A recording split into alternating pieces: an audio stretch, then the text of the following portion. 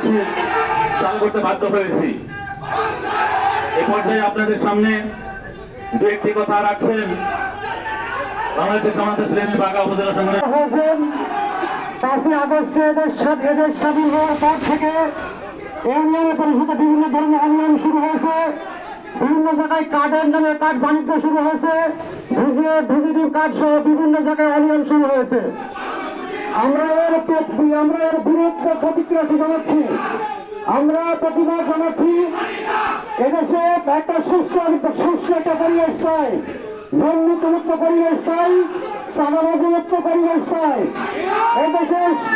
এদেশের মানুষ তার ন্যায্য অধিকার ফিরে পাক। এদেশে কোনো প্রকার চাঁদাবাজি চলবে না, কোনো জীবনবাদ চলবে না, কোনো দুর্নীতি চলবে না।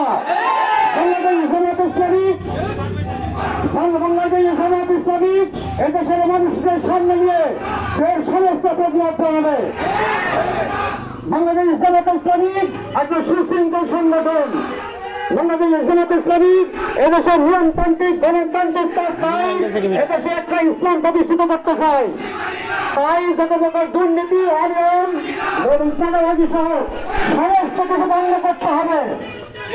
এদেশের মানুষের দাবি, এদেশের 20 কোটি মানুষের দাবি, কোন প্রকার দুর্নীতি চলবে না। যদি দুর্নীতি চলে এদেশের 36 আগস্ট যারা জীবন দিল, তাদের জীবন দেওয়ার লাভ হলে সম্মানিত উপস্থিতি, তারা জীবন দিয়েছিলেন এদেশে একটা দুর্নীতিমুক্ত সমাজ গড়ে তুলতে, তারা জীবন দিয়েছিলেন একটা চাঁদাবাজমুক্ত সমাজ গড়ে তুলতে, তারা জীবন দিয়েছিলেন একটা বৈষম্যমূলক সমাজ গড়ে তুলতে।